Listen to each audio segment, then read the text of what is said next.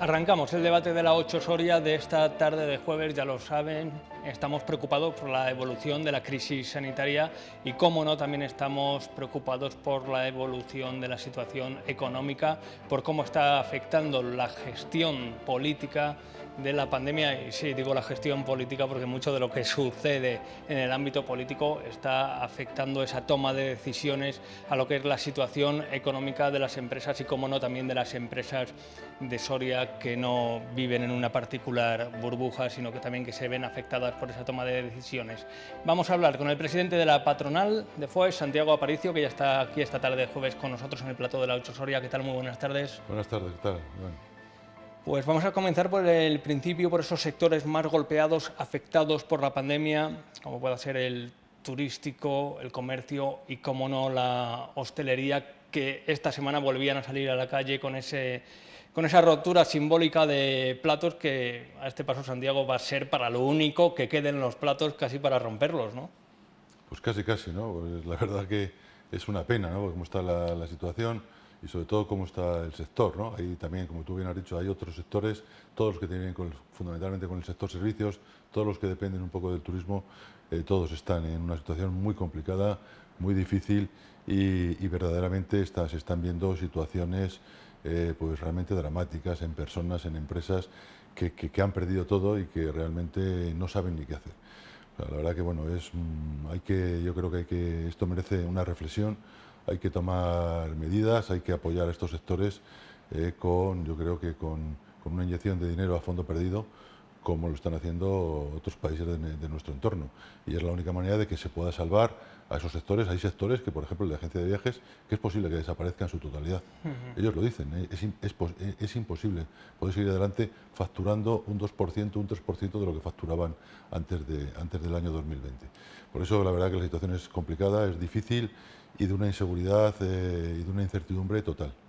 Vamos a escuchar, Santiago, si te parece, a algunos de los presentes en esa manifestación que tenía lugar esta misma semana. Nosotros no hemos aguantado. Nosotras hemos llegado a acuerdos con el casero y hemos cerrado. Es absurdo que alguien crea que con solamente trabajando la terraza puede sobrevivir.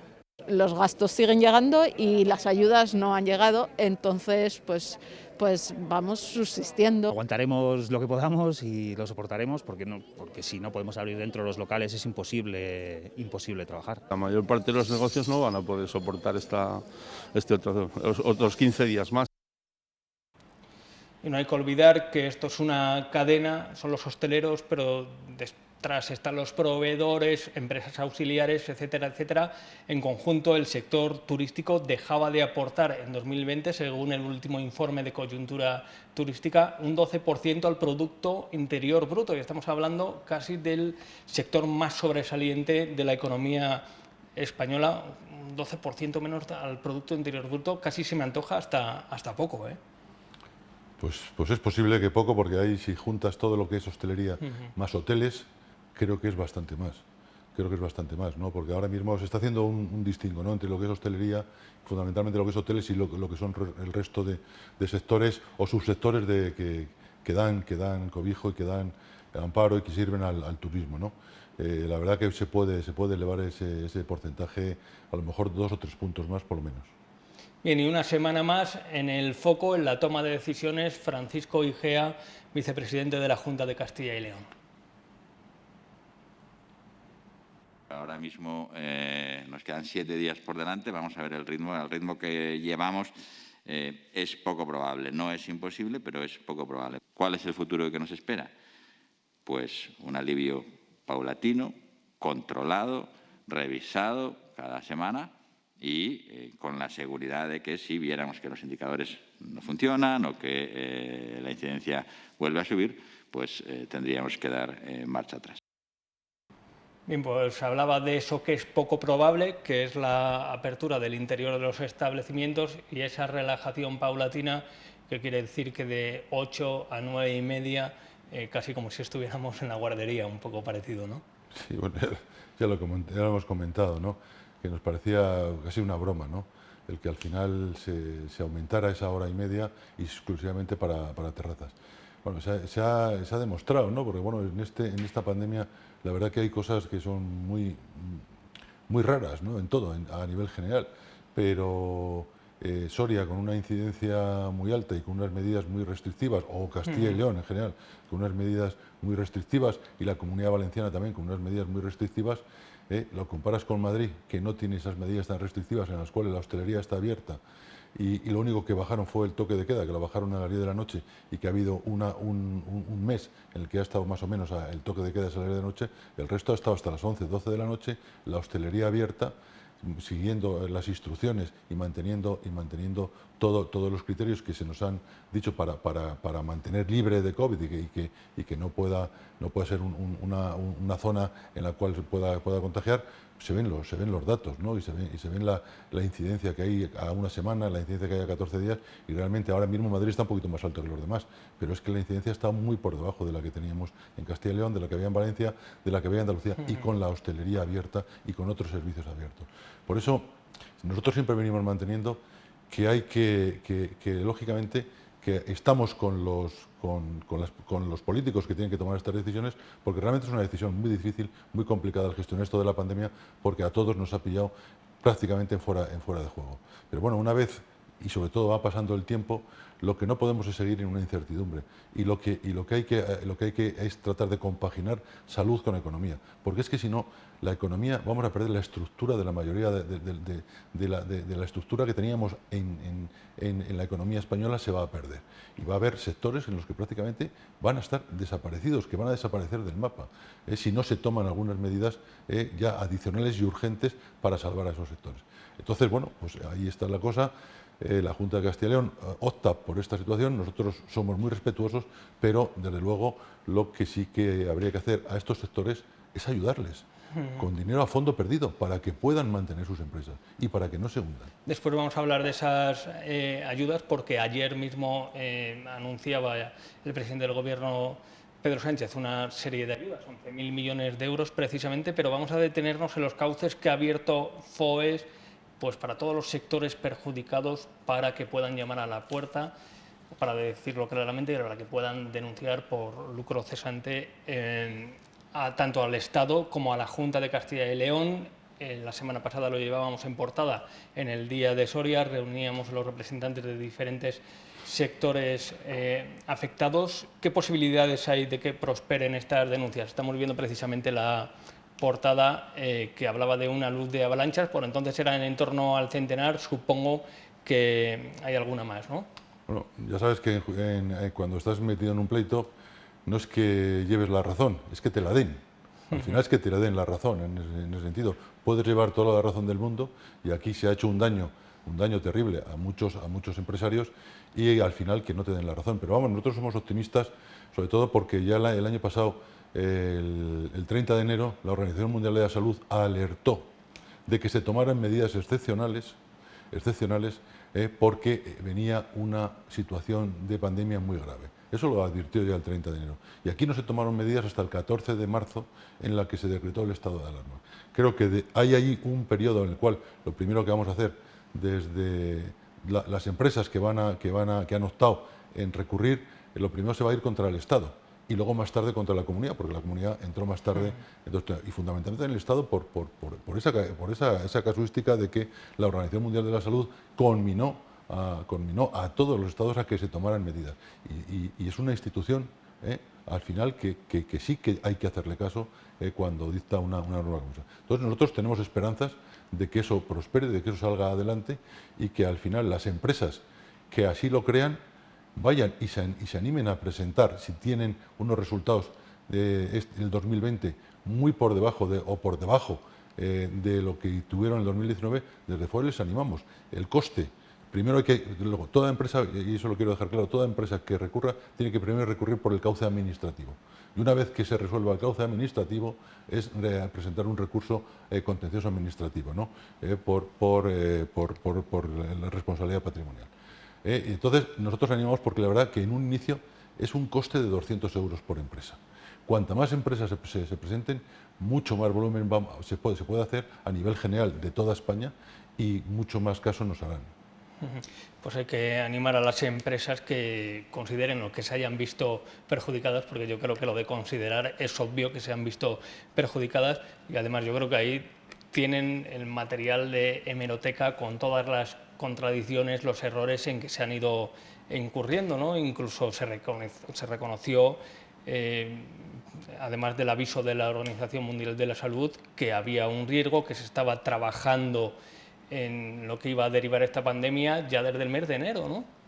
Sí, sí, bueno, eso ya se veía desde, bueno, yo creo que a finales de diciembre del año 2019 vinieron las primeras noticias de China, ¿no? De Wuhan, que fue donde fue el foco de la pandemia, y todo el mes de enero se estuvo diciendo y se estaban dando noticias de el empeoramiento que estaba sufriendo Wuhan y el cierre que hubo a cal y canto de toda la provincia, el confinamiento de toda la población de Wuhan. Y ya el 30 la OMS, el 30 de enero del año 2020, dio esa orden que por favor que se tomaran todas las medidas y todas las precauciones necesarias, porque había esta situación de riesgo grave de contagio por esta pandemia. Ya lo vimos el año pasado lo que pasó. Yo creo que el primero en tomar medidas, y yo creo que porque fue el primero que tuvo realmente, el primer país que tuvo realmente casos fue Italia, luego vino España y luego fue el resto, ¿no? Y aquí en España ya se había advertido que el índice era muy alto, y hubo que, y hasta después de que no pasó el fin de semana del 8 de marzo, no se tomaron medidas ya cuando no se vio otro remedio que el tomarlas por los índices que había de contagio tan elevados en España. Bien, pues que los no letrados en ocasiones nos tomemos esas recomendaciones por el grito del sereno, pues es muy normal, pero los que están trabajando ahí ya tienen las recomendaciones y tienen el conocimiento de lo que pasaba, pues hay que tomar medidas, obviamente.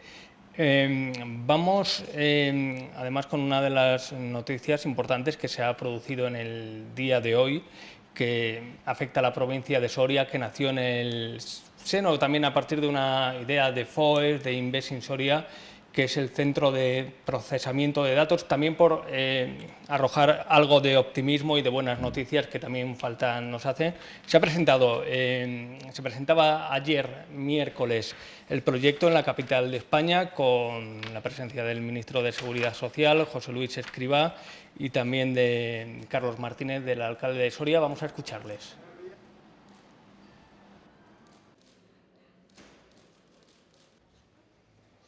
Igualdad de oportunidades en territorios que partimos de una situación de desequilibrio, de desigualdad con respecto a otras provincias, para poder captar inversiones que generen empleo y fijen población. Un proyecto que va a generar muchos puestos de trabajo directos y más indirectos. Es un proyecto que tiene un elemento señalizador sobre las capacidades que tiene y las posibilidades que tiene Soria para albergar centros de esta naturaleza de otras entidades, porque tiene un clima singular y es un proyecto además verde, porque va a suponer unos ahorros energéticos y además con energías renovables extremadamente potentes. Bien, pues una buena noticia antes de abordar también esa decisión que se tomaba ayer, o más bien anuncio del presidente del Gobierno de conceder ayudas a los sectores implicados, pero vamos a detenernos en esta buena noticia, que además refleja pues un trabajo conjunto, coral, por sacar adelante o traer más bien un proyecto, ¿no? Sí, bueno, la verdad que yo creo que es una buena noticia, una buenísima noticia, y realmente nos alegramos y nos congratulamos de la misma, ¿no? La verdad que aquí en FOES ha tenido algo que ver, ¿no? Sobre todo Inves in Soria, que estuvo estudiando que Soria, junto con algunas empresas, que Soria era una ciudad o una provincia que era sobre todo muy propensa a recoger estos centros de procesamiento de datos, fundamentalmente por su climatología. Y eso es la realidad, y al final, bueno, pues esperemos que esa realidad que nos acaban de anunciar, pues que esa realidad sea una verdadera realidad dentro de 2 años, y que ese centro de procesamiento de datos sea el primero de en este caso de una gran institución como es la Seguridad Social, y que vengan los centros de procesamiento de datos de grandes empresas, para que en el entorno de Soria realmente podamos crear un valor añadido muy importante y sobre todo muchos puestos de trabajo que son los que llevan estos centros de procesamiento de datos. Sí, porque a raíz de la cesión de esa parcela en Los Royales, muy cerca de donde nos encontramos, también se habló en un futuro de la posibilidad, ¿no?, de atraer nuevas empresas también vinculadas a este proyecto. Sí, por eso te digo que yo creo que es el embrión para que otras empresas vengan aquí y realmente estén todas juntas, y para ellas son unas sinergias muy importantes el poder estar cuanto más cerca mejor, y sobre todo enclavadas en un entorno que realmente les va muy bien para la refrigeración de sus procesadores de datos, ¿no? Y realmente yo creo que eso ha inclinado la balanza muy mucho a favor de Soria, y ahí sí que hubo un estudio de Inves in Soria con una serie de empresas para ponerlo en valor, y por eso, por este estudio que hicimos nosotros a FOES, a Inves in Soria le dieron un premio, con los premios Enertic, por este proyecto. Por cierto, Inves in Soria es una iniciativa que está trabajando por la atracción de empresas y está dando sus frutos. Lo vemos en Almazán, en Ágreda. Poco a poco se está convirtiendo en ese canalizador de empresas que quieren desembarcar aquí. Seguramente hay empresas que también quieren llegar hasta dominios sorianos, pero no tienen suelo o no tienen posibilidades o no hay facilidades, ¿no? Bueno, la verdad que no es fácil. Atraer inversiones en cualquier sitio no es fácil. Yo la primera vez que hace ya muchos años estuve en Invest in Spain hablando con ellos para tratar de organizar un programa, un proyecto como el Invest in Soria, la verdad que un poco se nos cayeron las expectativas, ¿no? Porque claro, de cada 100 empresas que ellos analizan y que ven en Invest in Spain, es posible que se pueda instalar una, máximo dos. Máximo 2, es un 1% de todas las empresas que vende.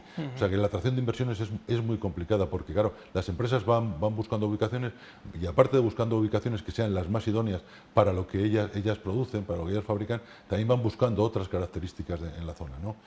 Y entonces todo ese conglomerado hace que realmente el tener un sitio idílico para instalarse y que cumpla con todas las necesidades que tiene la empresa es muy complicado. Por eso muchas veces hay que crear y hay que generar otra serie de espacios lúdicos, centros educativos, centros deportivos, o sea, algo que rodee toda la empresa, aparte de un buen suelo, una buena conectividad, unas buenas infraestructuras, una buena conexión por carretera y por ferrocarril. Todo eso es un conglomerado que las empresas exigen y que valoran muy mucho. Por eso nosotros en Invest in Soria estamos muy contentos, porque del trabajo que se está desarrollando, bueno, pues a Soria yo creo que en estos 3 últimos años han recalado, pues ahora mismo no me acuerdo, pero pueden ser entre 8 y las inversiones están en torno a 22-23 millones, 22-23 millones de euros.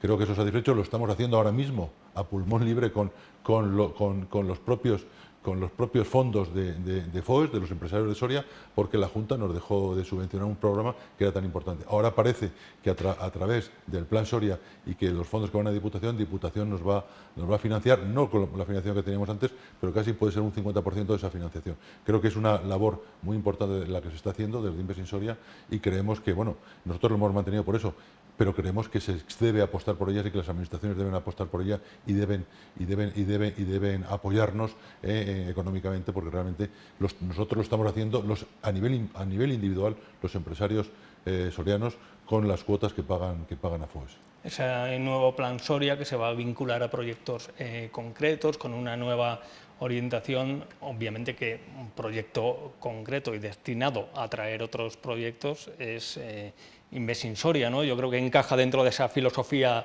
del nuevo Plan Soria. Sí, perfectamente. Yo creo que ahí encaja como anillo al dedo, como nunca mejor dicho, ¿no? Por eso yo creo que es uno de los proyectos que hay que tener muy en cuenta y hay que apoyarlo, porque realmente nos puede dar a futuro mucho. Bien, mirando a la política nacional, que obviamente lo que sucede pues a pocos kilómetros de aquí, separados por la A15, por la A2, la capital de España, influye mucho en lo que pasa en Soria.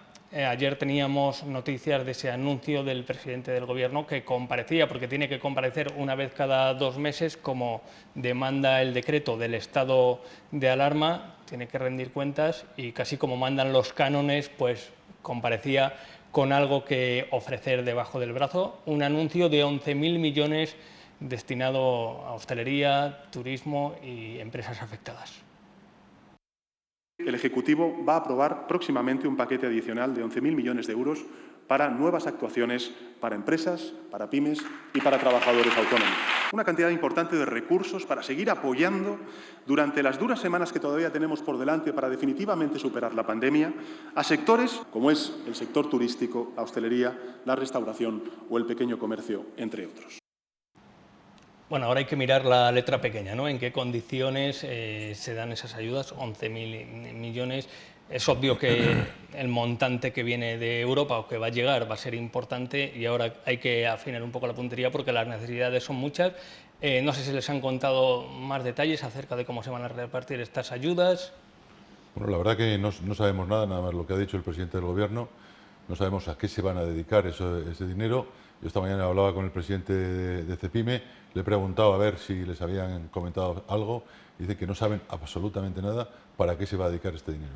De todas las maneras, bienvenido sea, y si es dinero a fondo perdido para pymes y para autónomos, creo que es importante.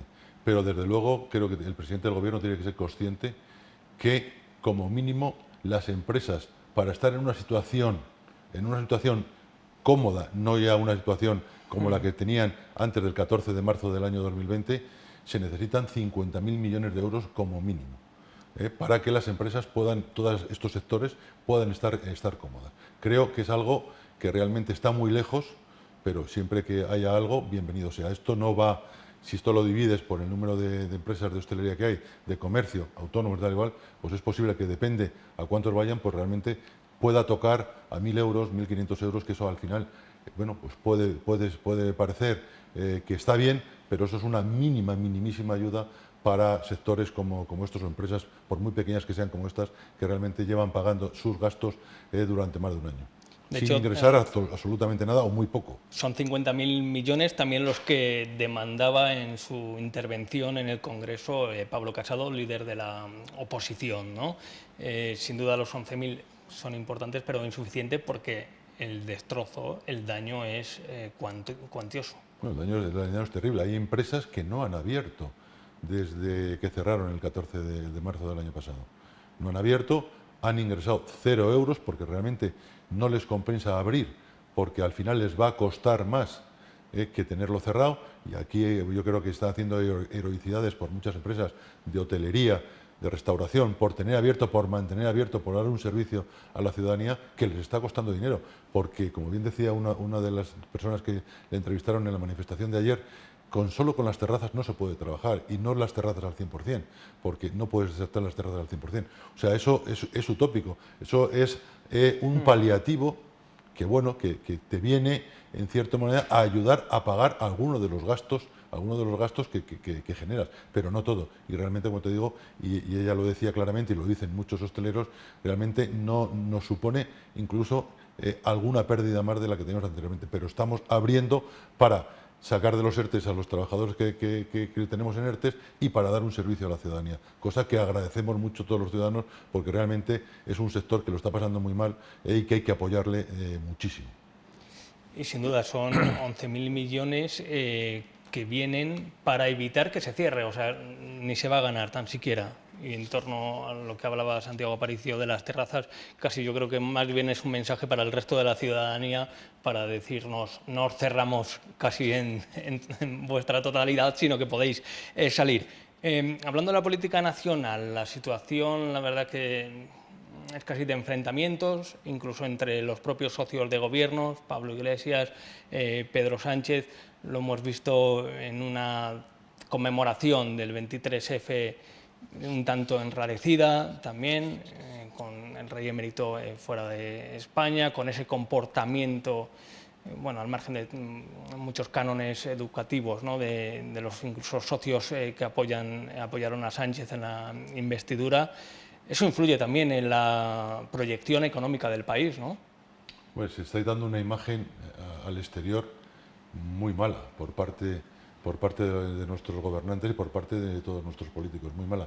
En una situación de pandemia en la que en todos los países van de la mano y la oposición se brinda a ayudar y todos van de la mano y nadie se echa a la cara lo que se están echando ahora a la cara, todo tipo de cosas que hace uno o que dice el otro.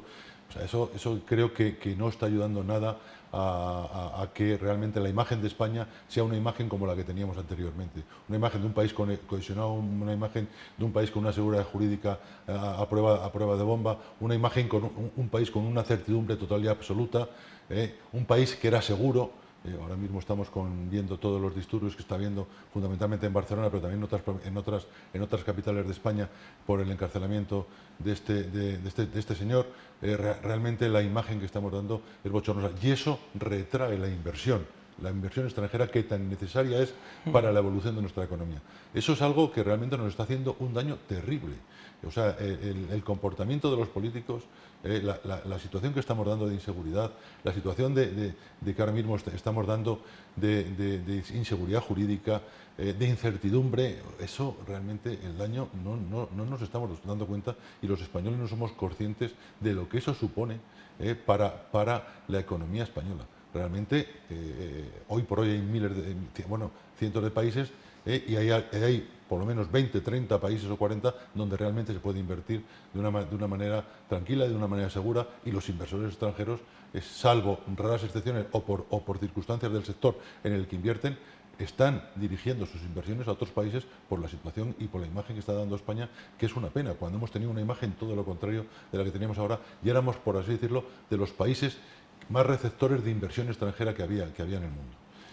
Supongo que no ayuda, venimos de esa conmemoración, insisto, del 23F, de esa intentona golpista que casi acaba con nuestra democracia, al poco casi de nacer.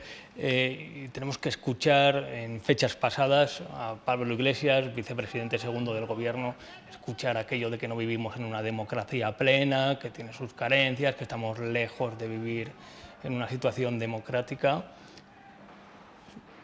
¿Cómo se explican esas declaraciones? Es que si lo oyes eso y piensas que no es Pablo Iglesias el que lo está diciendo, pues piensas que es alguien que está de broma. Alguien está de broma, pero una persona que tiene la responsabilidad de gobierno, de ser el vicepresidente segundo del gobierno, que diga eso cuando la democracia española es de las 20 más plenas de todo el mundo, realmente es increíble. Es de una falta de rigor, es de una falta de responsabilidad total y absoluta. Eso creo que ese señor no merece representarnos en el gobierno de España, por lo que está diciendo. Está poniendo en tela de juicio una democracia en la que nos hemos dado todos, que ha costado mucho consolidarla, y realmente que se diga eso me parece una atrocidad y una barbaridad. Pues sin duda, hay muchos hosteleros, comerciantes, autónomos, pues trabajando y deseando volver a levantar la persiana en condiciones de normalidad y dejándose de polémicas. Para terminar, ¿es optimista Santiago Aparicio con el horizonte que se nos viene por delante? Lógicamente tenemos que ser optimistas, porque es lo único que nos queda. El optimismo, el trabajar y el sacar esto adelante. Pero yo lo que sí no me gustaría aquí decir algo contrario a lo que es posible que pueda suceder. Ojalá cambie la cosa, ojalá las vacunas nos arreglen todo, pero visto lo visto y por el camino que van y la controversia que está creando alguna de ellas, la de AstraZeneca, las dosis que nos llegan en marzo y que hasta abril no vamos a tener prácticamente vacunas a diestro y siniestro para inmunizar a toda la población, y que cada comunidad autónoma va por su lado, como siempre en todos los temas de este país. Cada comunidad autónoma va con un criterio diferente al de la otra, que eso hace que se creen una serie de distorsiones en España tremendas, que realmente los ciudadanos no tengamos los mismos derechos en un sitio que en otro, dependiendo de dónde vivas. Realmente eso es terrible. Pero bueno, si las vacunas al final logran cumplir con el objetivo de estar en verano vacunados, un 70% de la población, creo que el panorama puede cambiar. A partir del último trimestre, del cuarto trimestre de este año, podemos empezar a normalizar la situación y el 2022 sería un año de despegue nos va a costar mucho, porque nos va a costar mucho. Este año se habla de una subida del PIB del 6%, pero es que la caída del PIB este año va a ser del 12%, incluso es posible que más cuando se ajusten todas las cuentas del Estado, más las comunidades autónomas, más los ayuntamientos. Entonces, todavía estamos muy por debajo de lo que estábamos el año pasado, el 14 de marzo. Pero bueno, creo que el 2022 puede ser un año muy importante en el cual empecemos a salir y a consolidar la economía española, y ya en el 2023 creo que pues será el año de despegue, pero desde luego van a ser años duros, van a ser años complicados y van a ser años complejos todavía de gran incertidumbre sobre lo que puede pasar, porque aquí estamos un poco a expensas de lo que este virus haga, de las mutaciones, de las vacunas y de las situaciones que vengan derivadas del propio virus. Bien, pues vamos a quedarnos al menos con las lecturas más optimistas, aunque obviamente hay que ser realistas. Ayer Pedro Sánchez hacía referencia a ese proceso de vacunación, a mi modo de ver, exageradamente optimista, situaba el índice de vacunas en un 70% en el verano, pero eso significaría que son 33 millones los que se tendrían que haber vacunado en verano, y vamos por 3 millones únicamente, así que bueno, que no quiero aguarles la fiesta tampoco con estos cálculos matemáticos que al final reflejan una proyección que tiene que ser muy, muy exponencial. Santiago Aparicio, muchísimas gracias, mucho ánimo a todos los sectores, a todos los empresarios a los que usted representa desde la patronal soriana. Seguimos hablando de sus necesidades, de sus demandas, como no, y muy atentos a lo que sucede en el día a día, pendientes de todas las restricciones que hay, y a ver si nos levantan algunas, Santiago. Muchas gracias a vosotros por esta entrevista y por darnos voz a los empresarios, que realmente es un mundo del sector empresarial, lo está pasando muy mal. En la mayoría de los sectores ya no es como bien tú decías, ya no es la hostelería, sino son los suministradores de la hostelería, son los productores, son los transportistas, son los que fabrican los embalajes, son los que fabrican las cajas, los que fabrican las latas, los que fabrican todo para la hostelería, los que realmente lo están pasando muy mal. La mayoría de los sectores empresariales y los empresarios lo están pasando mal. Gracias por dar visibilidad y gracias por darnos voz para poder contar lo que está pasando y lo que realmente estamos reivindicando.